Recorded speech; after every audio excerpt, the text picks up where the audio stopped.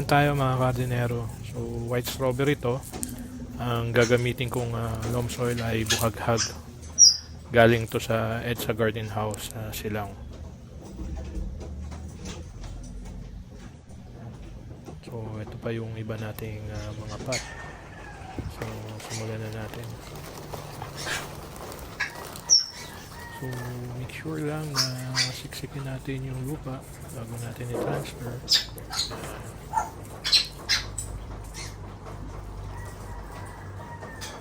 Mas lagyan natin ng butas sa gitna. And ikat natin yung plastic ng runner.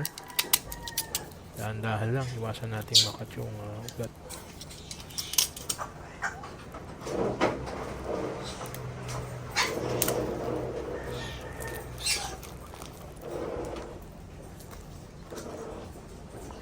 And ipasok natin dun sa ginawa nating butas.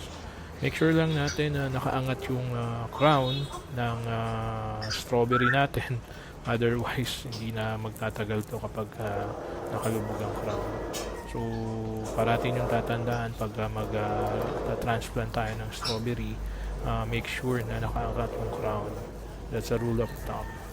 So, pansinin ninyo, sinisiksik ko siya para maging maayos yung ugat niya sa loob.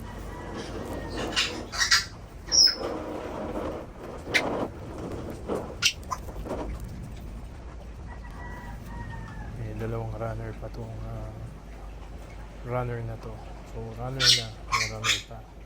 So it's up to you kung tatanggalin nyo to para kung gusto nyo mas lumago pa yung runner ninyo.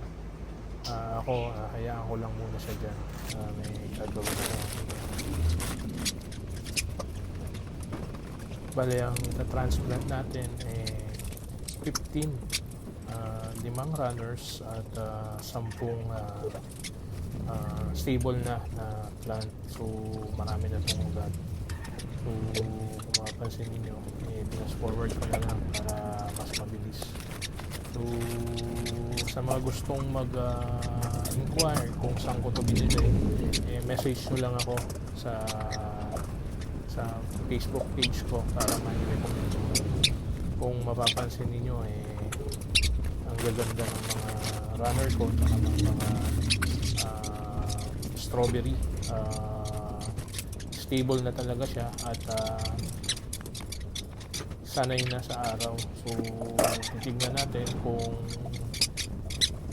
sanay siya sa init ng araw. Iba kasi yung sanay na siya sa araw, sa sunlight. Galing kasi siya ng Baguio.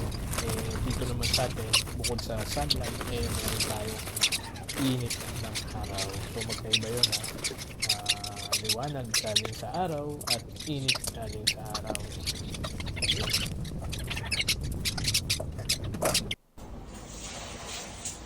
Alright.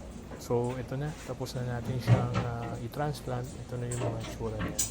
So kayo na pa humusga kung anong masasabi ninyo dito sa mga na-transplant ko. Hintayin na lang natin yung mga susunod na araw kung kailan siya magbubunga at kailan ko siya mapapadami. Next, lagyan natin siya ng label for proper tagging kasi marami pong variety ng strawberry, so I just want to make sure na kilala ko silang lahat.